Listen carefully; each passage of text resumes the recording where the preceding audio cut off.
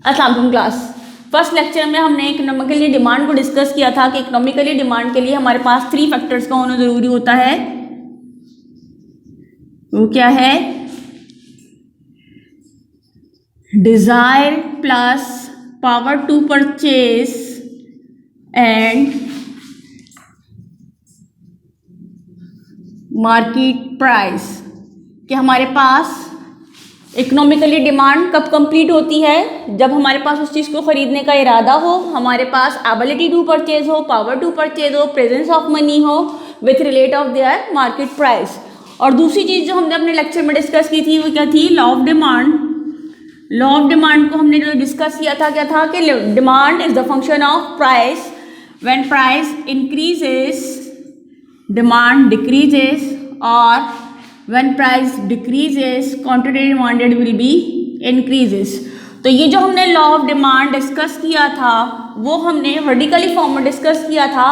आज के लेक्चर में जब हम लॉ ऑफ डिमांड को एक्सप्लेन करेंगे with the help of schedule and graph. तो लॉ ऑफ डिमांड में हमें दो चीज़ों का रिलेशनशिप नज़र आ रहा है, वो क्या है? प्राइस और डिमांड। तो जब हम इसकी एक्सप्लेनेशन करेंगे बाय शेड्यूल या ग्राफ, तो जब हम शेड्यूल प्रिपेयर करेंगे तो हमारे पास दो कॉलम्स आएंगे।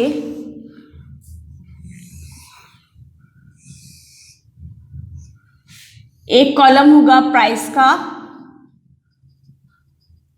और दूसरा क्वांटिटी डिमांडेड का।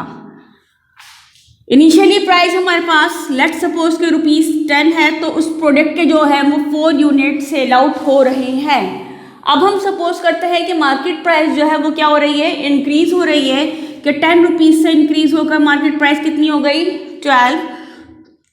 प्राइस इंक्रीज हो रही है, 12 हो गई, तो क्वांटिटी डिमांडेड क्या हो जाएगी? डिक्रीज हो जाएगी।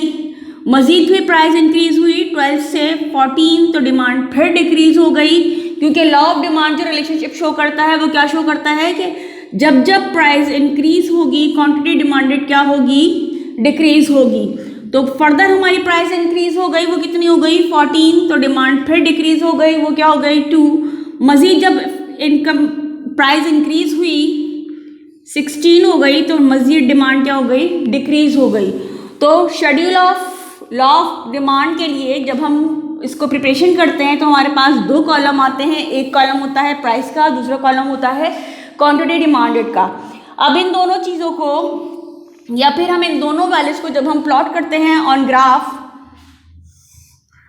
हमारे पास होते हैं दो axes, X axes and Y access.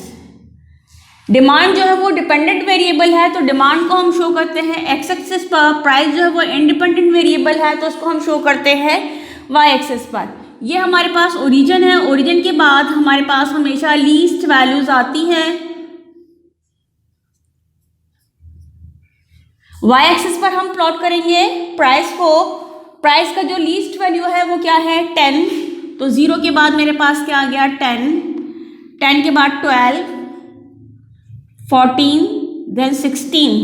अब एक्स एक्सिस पे मैं प्लॉट करूंगी डिमांड को, तो डिमांड का जो लीस्ट नंबर है वो क्या है? 1। तो 0 के बाद 1, देन 2, 3 एंड 4। अब जब हम इसको पॉइंट लगाएंगे तो जब प्राइस ₹10 थी तो क्वांटिटी डिमांडेड कितनी थी? 4। तो मेरा पहला पॉइंट जो आएगा 10 और 4 को टच करेगा।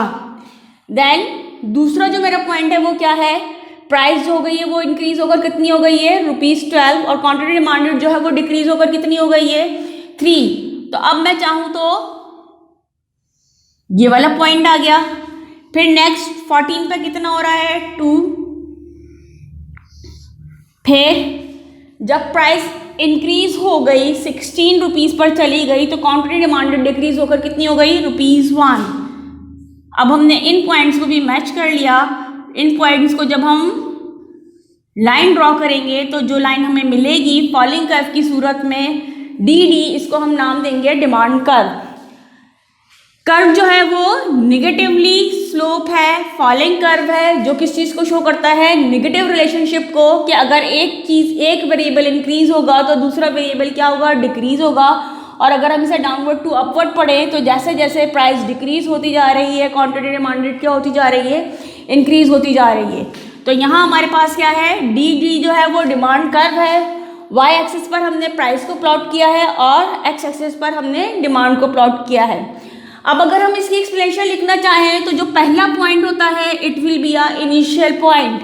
तो अगर मैं इसकी एक्सप्लेनेशन लिखूंगी explanation by schedule, explanation of schedule, तो इनिशियल प्राइस जो थी वो ₹10 थी और क्वांटिटी डिमांडेड कितनी थी, ₹4 थी। जब प्राइस इंक्रीज हुई 10 से 12 तो क्वांटिटी डिमांडेड क्या हो गई, डिक्रीज हो गई। And in last when price increases ₹10 to 16 quantity demanded decreases quantity demanded decreases unit 4 to 1।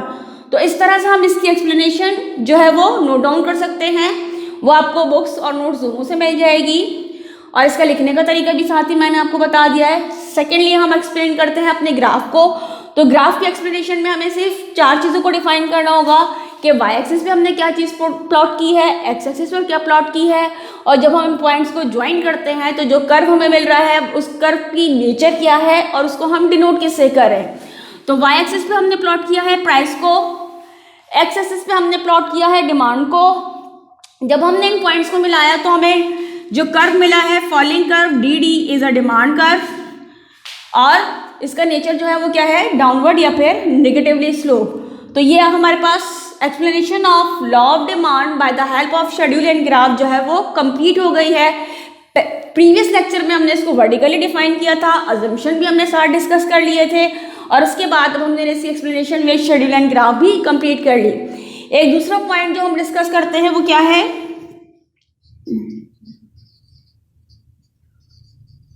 Individual demand and market demand. Individual या फिर सिंगल। इंडिविजुअल डिमांड जो होती है वो किसी भी सिंगल कंज्यूमर की डिमांड होती है कि कंज्यूमर एक्स या कंज्यूमर अली का बिहेवियर प्राइस के साथ साथ क्या है। और मार्केट डिमांड में जो है वो हम एक कंज्यूमर को नहीं लेते बल्कि मार्केट में मौजूद डिफरेंट कंज्यूमर को ABCDE या XYZ जितने भी हैं कि हमने डिफरेंट कंज्यूमर्स का बिहेवियर डिस्कस किया विथ रिलेट ऑफ प्राइस, तो वो चीज़ क्या कहलाएगी, मार्केट डिमांड। और अगर हम किसी एक फर्द की बात कर रहे हैं, कंज्यूमर एक्स की बात कर रहे हो, कंज्यूमर ए की बात कर रहे हो या कंज्यूमर अली की बात कर रहे हो, तो वो एक सिंगल पर्सन की जो है वो बिहेवियर डिस्कस हो रहा है with the relationship of price के चेंज होने की वजह से उसका कंजम्पशन बिहेवियर या उसकी डिमांड जो है वो क्या रहती है, तो उसे हम नाम देते हैं इंडिविजुअल डिमांड का। और अगर हम इसे collectively more than one consumer से डिस्कस करें कि ABCDEF हमारे पास डिफरेंट कंज्यूमर्स हैं और इन डिफरेंट कंज्यूमर का हमने डिमांड बिहेवियर डिस्कस किया है, तो वो हमारे पास क्या कहलाएगा, मार्केट डिमांड। तो हमने आज के लेक्चर में जो चीज़ हमने डिस्कस की है वो क्या है, explanation of law of demand with the help of schedule and graph, individual demand and market demand. इसके साथ ही आज का लेक्चर वाइंड अप होता है। नेक्स्ट लेक्चर में हम नेक्स्ट टॉपिक डिस्कस करेंगे।